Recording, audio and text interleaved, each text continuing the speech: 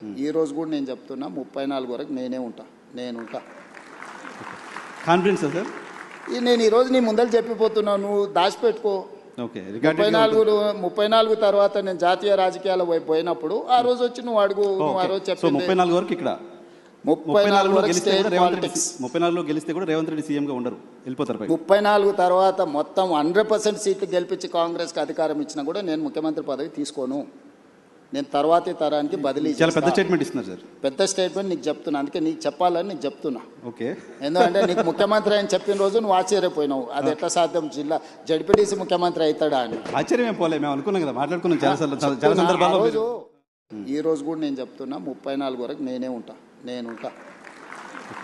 Confidence sir? నేను ఈ రోజు నీ ముందర చెప్పిపోతున్నాను, నువ్వు దాచిపెట్టుకో. ఓకే. 34 తర్వాత నేను జాతీయ రాజకీయాల వైపు పోయినప్పుడు ఆ రోజు వచ్చి నువ్వు అడుగు. నువ్వు ఆ రోజు చెప్పి 34 వరకు ఇక్కడ 34 వరకు స్టేట్ పాలిటిక్స్. 34లో గెలిస్తే కూడా రేవంత్ రెడ్డి సీఎంగా ఉండరు, వెళ్ళిపోతారు. 34 తర్వాత మొత్తం 100% సీట్లు గెలిపించి కాంగ్రెస్కి అధికారం ఇచ్చినా కూడా నేను ముఖ్యమంత్రి పదవి తీసుకోను. నేను తర్వాతి తరానికి బదిలీ. చాలా పెద్ద స్టేట్మెంట్ ఇస్తున్నారు సార్. పెద్ద స్టేట్మెంట్ నీకు చెప్తున్నా, అందుకే నీకు చెప్పాలని నీకు చెప్తున్నా. ఓకే. ఎందుకంటే నీకు ముఖ్యమంత్రి అని చెప్పిన రోజు నువ్వు ఆశ్చర్యపోయినావు, అది ఎట్లా సాధ్యం, జిల్లా జడ్పీటీసీ ముఖ్యమంత్రి అవుతాడా అని. ఆశ్చర్యం ఏం పోలే, మేము అనుకున్నాం కదా, మాట్లాడుకున్నాం చాలా సందర్భాల్లో. గెలిపించి కాంగ్రెస్కి అధికారం ఇచ్చినా కూడా నేను ముఖ్యమంత్రి పదవి తీసుకోను.